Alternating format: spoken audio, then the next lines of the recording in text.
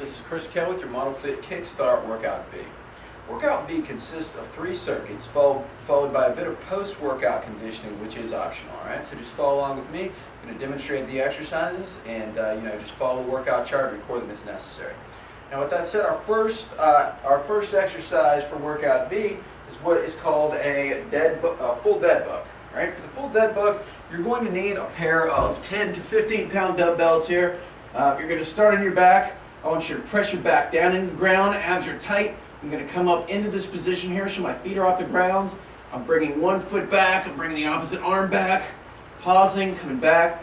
Throughout this exercise, that would be 1. That would be 2. Again, I'm looking for 15. And through each rep, you want to keep your back pressed firmly into the floor. Extend as far out as you can comfortably. If you find that you're feeling this in the arms or the legs at all, what we can do is simply remove the external resistance. So put the dumbbells down, start body weight, or we can even perform a march from the floor like this, all right? So that's kind of how you make that exercise harder or easier, but just kind of do it. Once again, you should feel that in your stomach only, all right? So moving on, we have our sideline leg lift, all right? And much as with workout A, preferably you're doing this against the wall. If not, we want to keep this top foot behind the bottom foot here. I'm going to put my hand into my muscles, so I'm trying to get this back part of my butt cheek to contract. I'm coming up fast, lowering fairly slowly, feeling this muscle contract. Again, I'm looking for up to 15 reps on each side to make sure we're not feeling this in the front of the leg. So really focus on keeping this top leg behind the bottom leg. Don't let it come forward.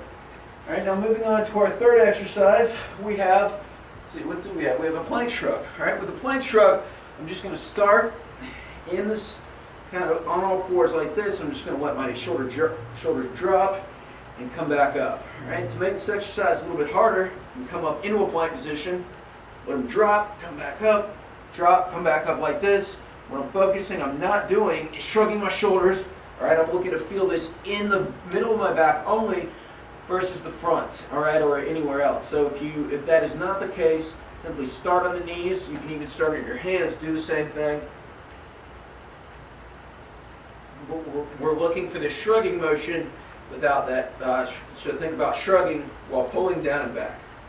All right, now for our third exercise, we have dumbbell external rotation, all right? So with this, I'm going to set up either on the floor or bench, put one hand on my opposite shoulder here, just come up, pause at the top, and come back down.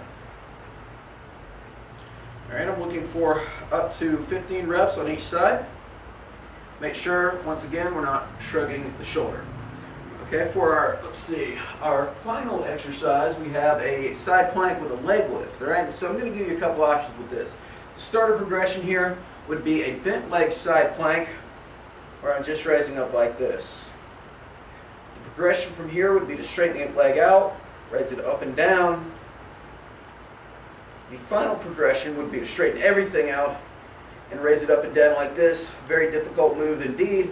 But what I'm looking for throughout this is a burn here versus feeling in the shoulder at all. So if you are, getting this in your shoulder at all, regress the exercise as instructed here. And again, there's no shame in that.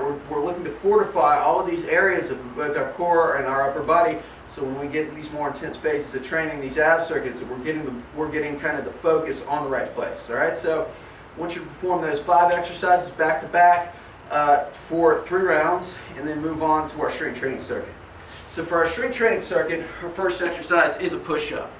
All right. And this is an elevated push-up, meaning I want you to get your feet on a box, if possible. Get yourself a target. I've got a blue pad here. What I'm trying to do is keep my back flat like a table, drop down, come back up. I'm looking for 10 reps here. I'm sorry, 8 to 12 reps. If you can do more than 12 reps, you need to move up in the difficulty in some fashion. So, for example, if you can't do it with your feet on a box, you can move the feet down to the floor to make it a little bit easier, or we can even move onto an incline to maintain proper form. But as we get better, the progression from here would be to the floor, then feet up onto a box. Then we can actually start to incorporate what we call external resistance. So we would get a plate, put it on your back, and really make that hard. We can go up to 45 pounds when we're using plates. As well, you can incorporate things like putting weight in a backpack, which I like a lot to make it harder. So Get yourself a computer backpack or a book bag, put 65 to 100 pounds in there and really go at it. Just make sure you're not feeling that in your back, you're keeping your back flat like a table, and you're getting proper form, you're getting all the way down to the floor. Now for our next exercise, we have a reverse lunge. All right, so for the reverse lunge, what I'm going to do is just take a dumbbell like this, I'm holding it in this goblet position. I'm going to step back, whoa, it's a workout blooper there. I'm going to step back, bring my knee to the floor, come back up, pause at the bottom, come back up. For somebody that has trouble doing it in that fashion, you can just come down as far as you can comfortably and come back up. But if you find this wobbling all over the place, I would start with a lighter weight. Okay, you can move all the way up to, over 100 pounds holding it in that fashion. Once you've kind of maxed out the dumbbells in your gym, what you can do is take 2 dumbbells, hold them to the side, same rules apply.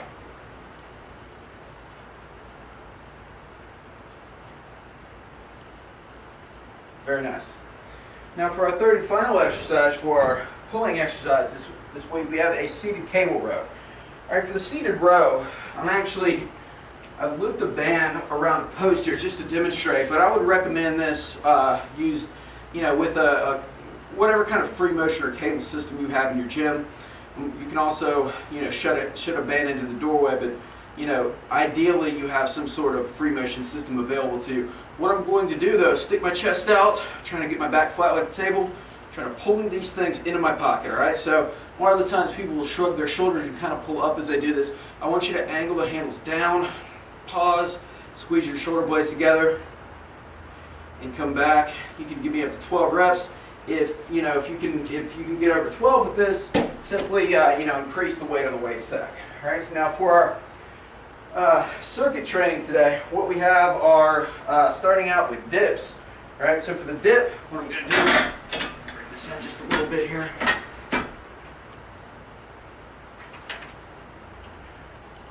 Just come into a push-up position here, starting with my knees bent, just coming up and down. To make this harder, I can straighten my legs out, same rules apply. I can even put my feet up in a box to make it really hard, but the main thing is not feeling the dip in your shoulders, you're getting it in your arms only. For our second exercise, we have a half renegade row. So I'm going to start in a push-up position, look for 8 reps on each side.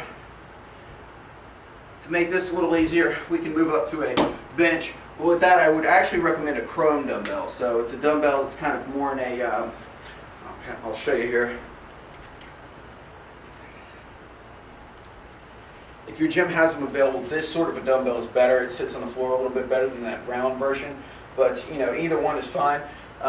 Just make sure that you go fairly light with that. Now for our third exercise, we have a dumbbell fly. All right, so for that, I'm just going to take 2 dumbbells, come into this bent over stance here. I'm just performing a fly. I'm just pulling back just like this. All right, our next exercise is the dumbbell step up. So I'm going to put my foot on the bench, step straight up and down, 8 reps on each side. Last exercise would be a broad jump. All right, so I'm going to clear myself some room. And I'm going to come down into a half squat here. I'm going to jump as far forward as I can. So I'm looking for 8 broad jumps. With a broad jump, just think about landing on those toes and landing in that half flex position. Now again, for this circuit, I want you to set the clock for anywhere from 8 to 12 minutes. Perform these 5 exercises back to back. Knock out as many rounds as you can in that amount of time. For our post-workout conditioning, we've got 3 exercises to choose from. Sprinting on the treadmill, which is pretty self-explanatory. All right, we have mountain climbers, which is demonstrating here on the bench. It can also be done on the floor. Just keep your back flat. And we have burpees. Again, I'm demonstrating on the bench here, but move down to the floor to make this harder. Just keep your back flat like a table. You should not be feeling any pain. I'm looking for 30 seconds on, followed by 30 seconds of rest. Repeat that for anywhere from 3 to 5 rounds, and that's your workout B.